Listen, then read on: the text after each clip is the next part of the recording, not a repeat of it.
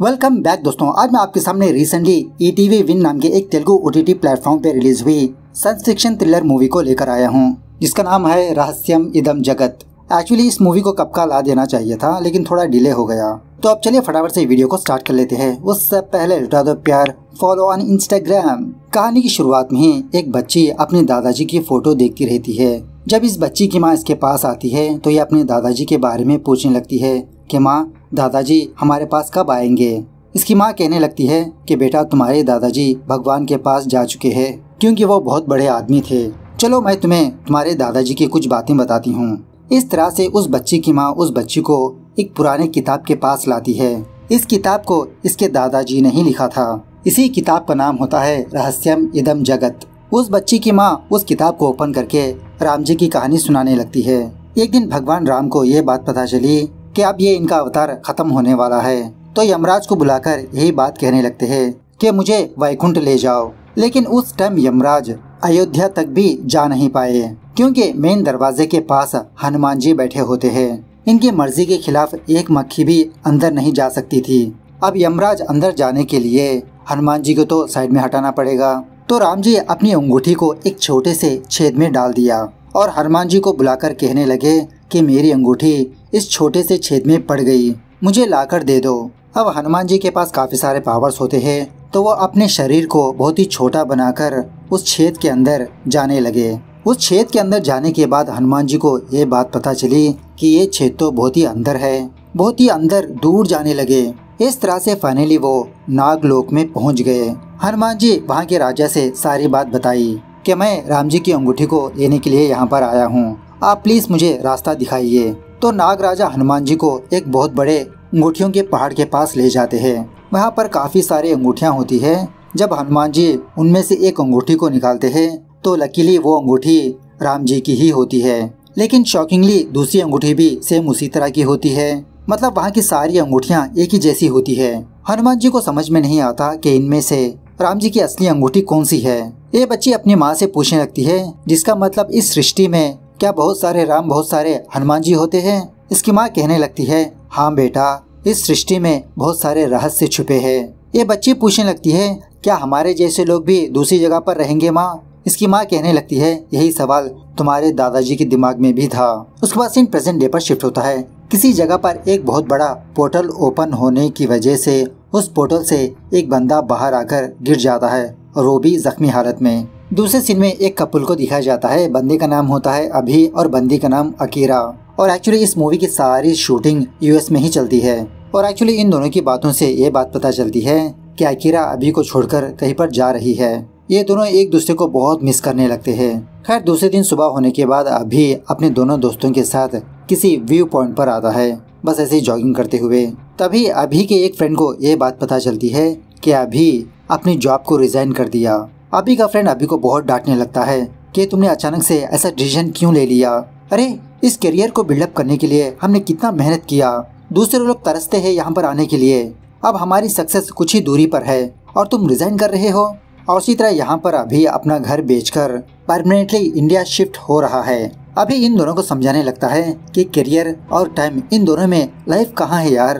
Career के पीछे भागते हुए क्या हमने लाइफ को एंजॉय किया। इन दोनों को यहाँ से जाने की वजह बताने लगता है। बात यह है कि 2 दिन पहले अकीरा ने अभी को कॉल करके ये बताया कि इसके फादर की डेथ हो गई और इंडिया में अकीरा की माँ अकेली है। और अकीरा ने डिसाइड कर लिया कि इंडिया वापस जा रही है। सो अकीरा के इस डिसीजन को देखकर अभी ने भी डिसाइड कर लिया कि ये भी अकीरा के साथ इंडिया शिफ्ट हो जाएगा। इस हालत में अकीरा को अब मेरी जरूरत है। सो अभी का डिसीजन सुनने के बाद इसके 2 फ्रेंड्स भी इसको बहुत अप्रिशिएट करने लगते हैं कि सच में यार तुम्हारा दिल तो बहुत बड़ा है।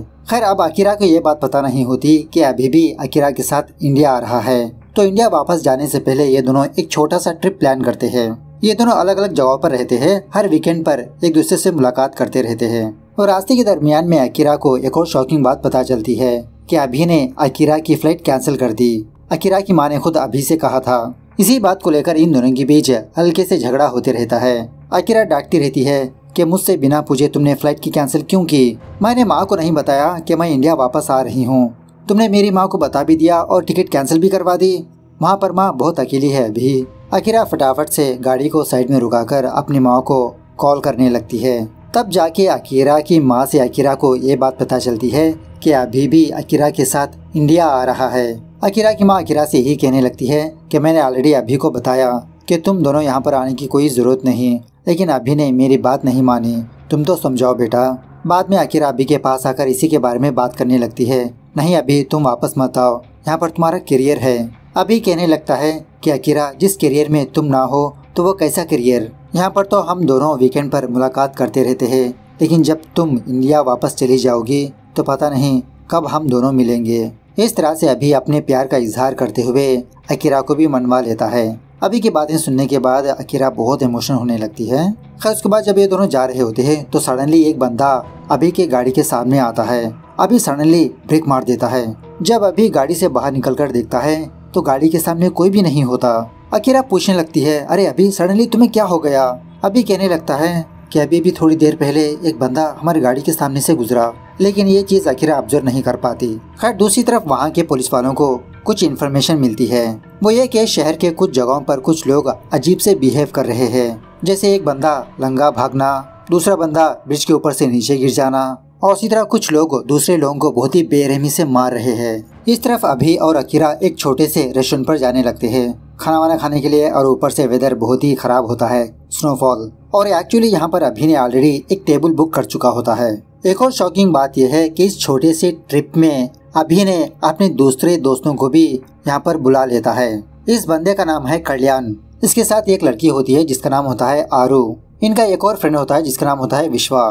तो इस तरह से ये पांचों पुराने फ्रेंड्स इस जगह पर मुलाकात करते हैं, और इसी तरह काफी सालों के बाद ये लोग एक दूसरे से मुलाकात करते हैं। थोड़ी देर तक ये पांचों अपने अपने करियर के बारे में डिस्कस करते रहते हैं। दूसरी तरफ एक पुलिस वाला किसी डॉक्टर के पास आकर एक डेड बॉडी के बारे में थोड़ा इन्फॉर्मेशन पूछते रहता है। बात यह है कि किसी जगह पर एक लड़की ने किसी बंदे को बहुत ही घिनौनी तरीके से मार दिया। तो ये पुलिस वाला वहाँ पर जाकर इस लड़की को गोली मार के मार दिया, इसी के रिपोर्ट्स पूछने के लिए यहाँ पर आता है। तो ये डॉक्टर इस पुलिस वाले से कहने लगती है कि इस लड़की ने कुछ अजीब का ड्रग्स का सेवन किया था, उसी ड्रग्स की वजह से इसका दिमाग थोड़ा सटक गया, तो ये बेकाबू हो गई। हमें और थोड़ा टाइम चाहिए उस ड्रग्स के बारे में पता करने के लिए। इस तरफ बातों ही बातों में विश्वा अपने रिलेशनशिप के बारे में बात करने लगता है कि रिसेंटली इसका ब्रेकअप हो गया। तो कल्याण इसका मजाक उड़ाने लगता है कि तुमने ही कुछ कांड किया होगा, तुमने कुछ ज्यादा ही ओवर रिएक्ट किया होगा, इसीलिए उस लड़की ने तुम्हें छोड़ दिया। और शाम होने के बाद एक बंदा उस होटल के ओनर के पास आकर कुछ ड्रग्स बेचने लगता है कि मार्केट में आज ही एक नया माल आया है, तुम्हारे कस्टमर्स के लिए जबरदस्त रहेगा, इसका नाम है व्हाइट एलिफेंट।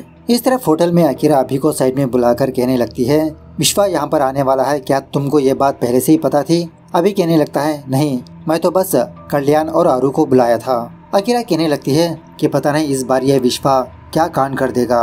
अभी समझाने लगता है अरे अकीरा ऐसा कुछ नहीं होगा, बस तुम कूल रहो। अकीरा कहने लगती है तुम्हें पता नहीं अभी वो विश्वा जरूर तुम्हारे पास्ट के बारे में जिक्र करेगा। अभी कहने लगता है अरे करने दो ना, और वैसे भी सुबह होने के बाद किसके रास्ते वो चले जाएंगे।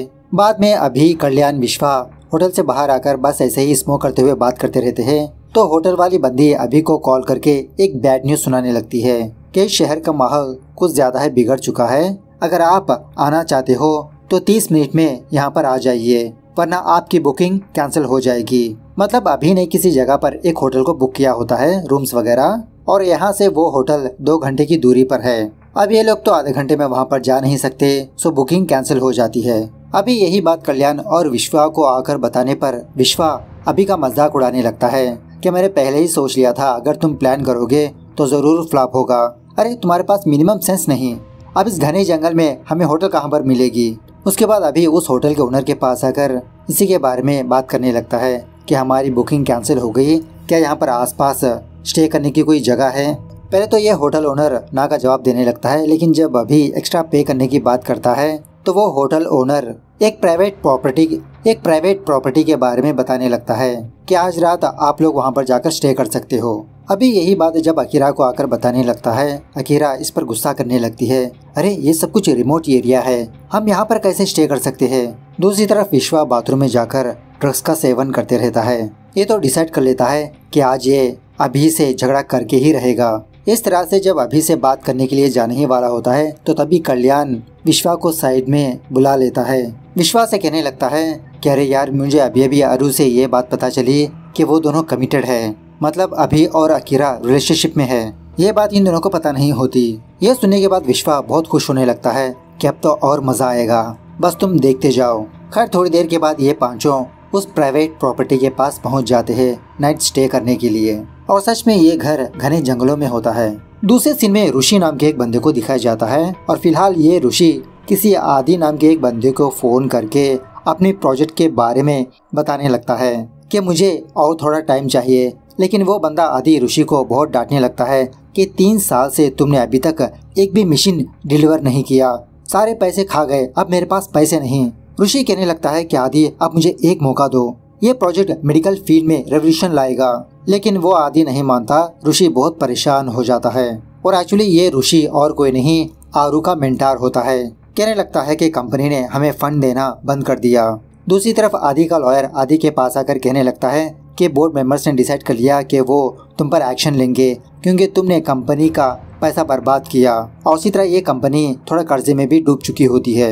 इसके बाद सीन थोड़ा सा फ्लैशबैक में जाने लगता है। एक्चुअली ऋषि, आरू और उसकी टीम एक प्रोजेक्ट पर काम कर रहे होते हैं। फिलहाल हॉस्पिटल्स में जो MRI स्कैन्स होते हैं उनको हटाकर दूसरे टाइप के MRI स्कैन्स लाना चाहते हैं। पुराने MRI स्कैन्स में बहुत बड़े मैग्नेट्स होते हैं जिसकी वजह से किसी भी मेटल को अपने पास खींच लेते हैं। लेकिन ऋषि की टीम एक नई टेक्नोलॉजी को इस्तेमाल करना चाहते हैं जो मेटल फ्री हो और उसी तरह ह्यूमन फ्रेंडली भी। और उसी तरह ये स्कैन कोई मामूली MRI स्कैन नहीं होगा, डॉक्टर्स स्कैनिंग करते हुए भी ऑपरेशन कर सकते हैं। इस प्रोजेक्ट के लिए इन लोगों को ND60 नाम का एक मेटल चाहिए होता है जो अर्थ में बहुत ही रेयर पाया जाता है। और भी कुछ प्रोजेक्ट की बातें चलती है। खैर हमें क्या लेना देना इस MRI स्कैन से।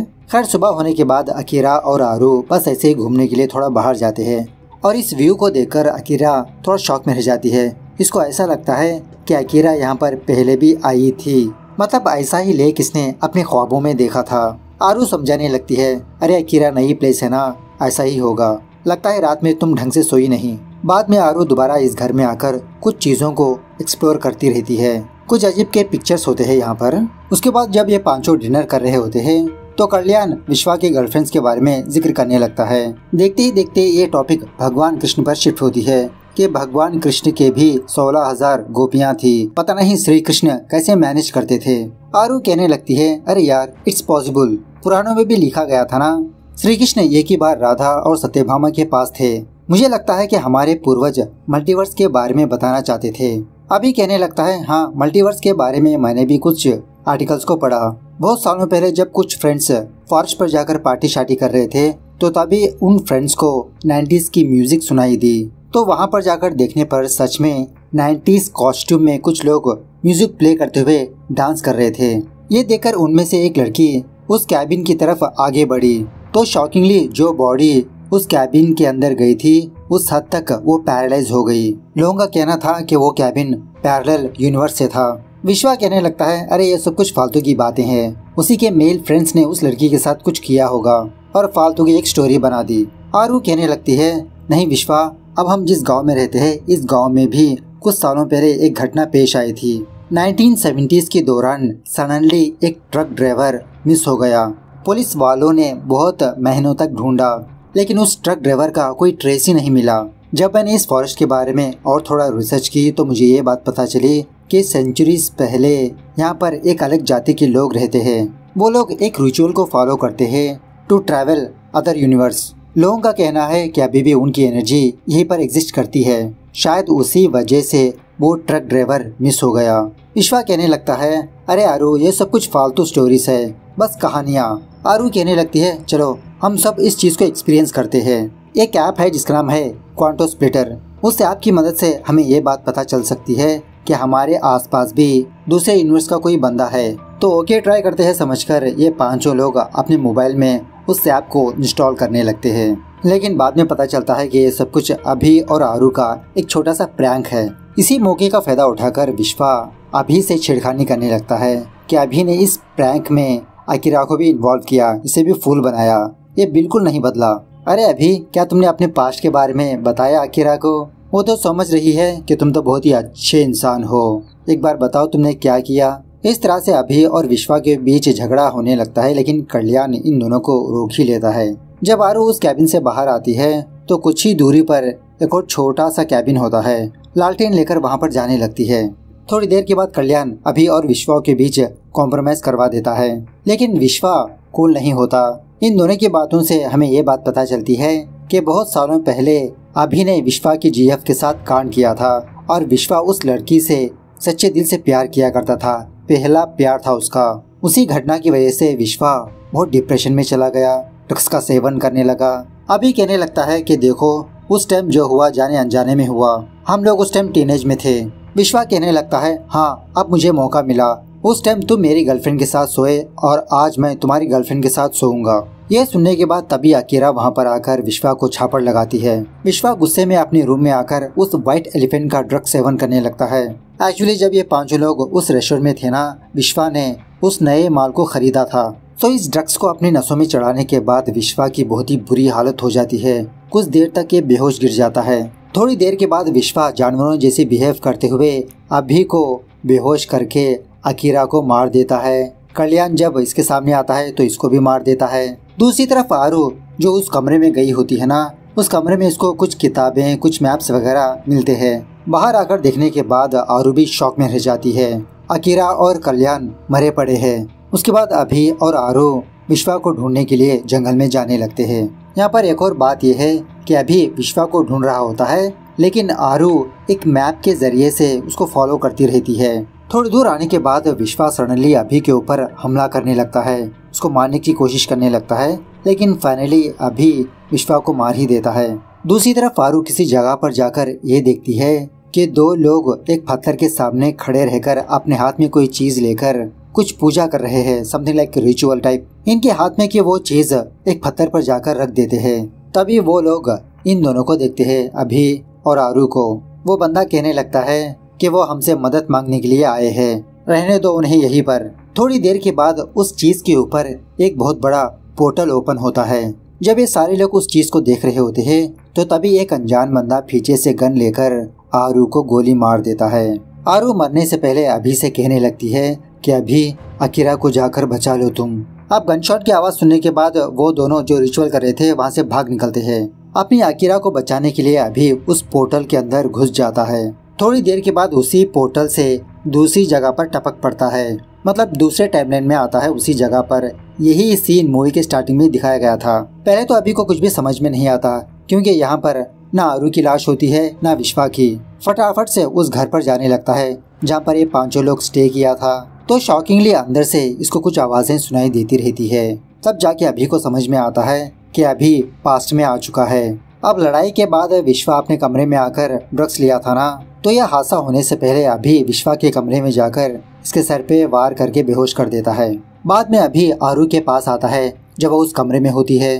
कहने लगता है कि आरू जो तुमने कहा वो सच हुआ, मल्टीवर्स, टाइम ट्रैवल, ये सब कुछ सच है और मैं वो अभी नहीं हूँ, मैं फ्यूचर से आया हूँ। इस तरह से आरू को सब कुछ बताने पर आरू के तो होश ही उड़ जाते हैं, जिसका मतलब मेरे दादाजी का रिसर्च सही है। आरू अपने मेंटर ऋषि की बातें अभी को बताने लगती है।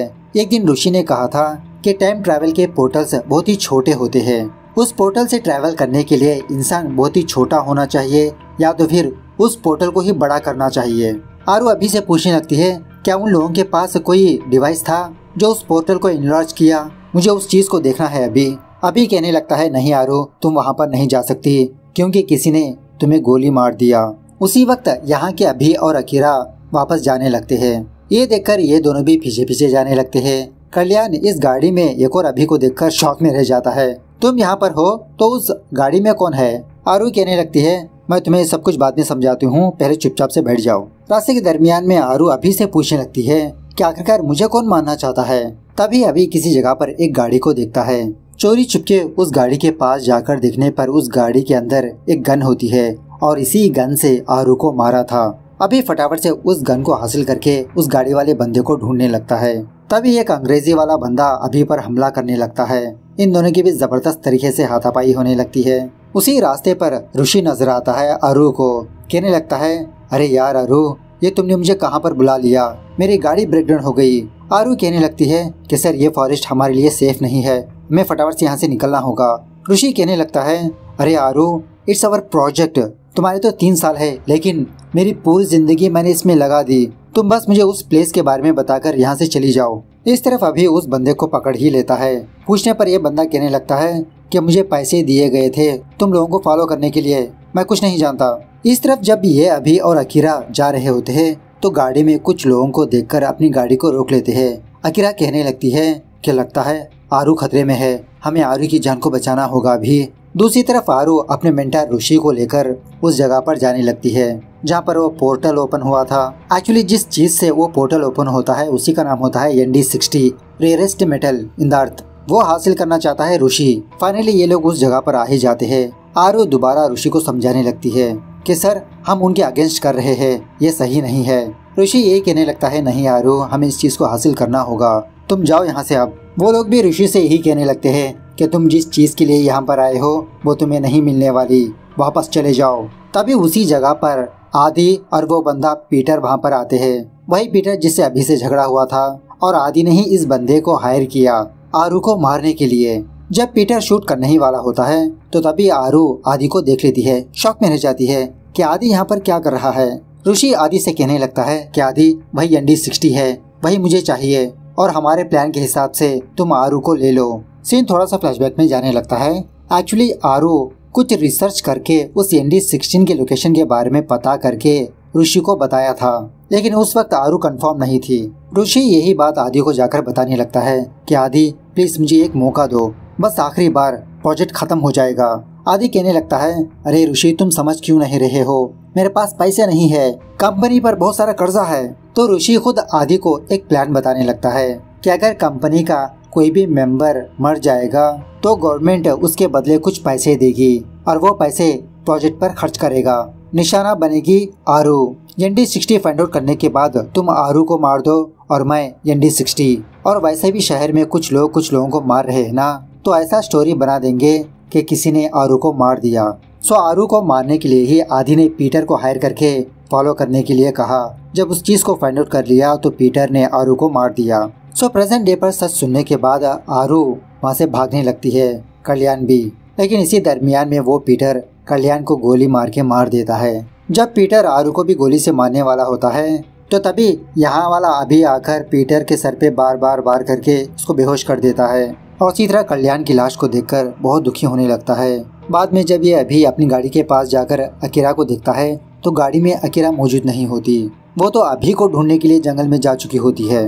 दूसरी तरफ अकीरा अभी को ढूंढती रहती है। इसी दरमियान में आदि अपने हाथ में गन लेकर अकीरा को मारने की कोशिश करने लगता है आरू समझकर। तभी यहाँ पर फ्यूचर का अभी आकर आदि को बहुत मारने पीटने लगता है। इस जगह पर अकीरा को देखकर बहुत खुश होने लगता है।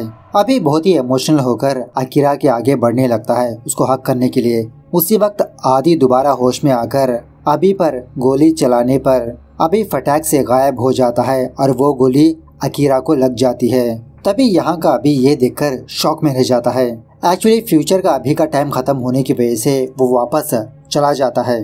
दूसरी तरफ वो दोनों उस मेटल के साथ दोबारा वही रिचुअल करने लगते हैं, मतलब पोर्टल ओपन करने का रिचुअल। तो यहाँ का अभी ठान लेता है कि ये किसी भी तरह से अकीरा को बचा ही लेगा। इस तरह से उस पोर्टल के अंदर घुस जाता है और इस बार अभी टाइम से बहुत ही पीछे आ चुका होता है, मतलब ये हादसा होने से एक दिन पहले। यहाँ की सिचुएशन को देखकर अभी को समझ में आ जाता है कि फिलहाल कहाँ पर है। और इसी टाइम पर अभी और अकीरा उस रेस्टोरेंट पर जा रहे थे। सड़क के एक पुलिस वाले को उस रेस्टोरेंट का एड्रेस दे देता है, मतलब वहाँ पर कुछ ड्रग्स वगैरह का काम चल रहा है। उसी रास्ते से अभी और अकीरा गुजर रहे होते हैं तो इनकी गाड़ी को रोकने के लिए इनकी गाड़ी से गुजरने लगता है। तभी यहाँ का अभी गाड़ी का ब्रेक मार देता है और एक्चुअली इस बार थोड़ा जोर से ही कोशिश करने लगता है गाड़ी को रोकने के लिए। सडन ब्रेक मारने की वजह से अकीरा के सर पर चोट आ जाती है। फटाफट से ये दोनों वहाँ से वापस लौट चले जाते हैं। डॉक्टर के पास जाकर मरहम पट्टी करवाने लगता है अकीरा की। थोड़ी देर के बाद कल्याण अभी को कॉल करके ही बात कहने लगता है, अरे यार आज हमारा ये ट्रिप नहीं होगा क्योंकि हम जिस रेस्टोरेंट पर जाने वाले थे वो रेस्टोरेंट क्लोज हो चुका है। पुलिस वालों ने उस रेस्टोरेंट के ओनर को गिरफ्तार कर लिया। यह होने के बाद अभी और अकीरा इंडिया वापस आ जाते हैं। दूसरी तरफ आरू और ऋषि को एक खुशखबरी मिलती है कि गवर्नमेंट खुद इनके प्रोजेक्ट के लिए फंडिंग देने वाली है। फाइनल सीन में हम ये देखते हैं कि 30 साल पहले जो ट्रक ड्राइवर मिस हो गया था वो अब यहाँ पर प्रकट हो चुका है। क्योंकि वो पोर्टल दोबारा ओपन हुआ ना तो उस छेद से निकलकर दोबारा यहाँ पर टपक पड़ा। इस तरह से ये मूवी यहाँ पर दी एंड होने लगती है। तो मूवी कैसे लगी कमेंट करके बताना जरूर। मिलते हैं अगली वीडियो में, तब तक take care, bye bye, see you soon.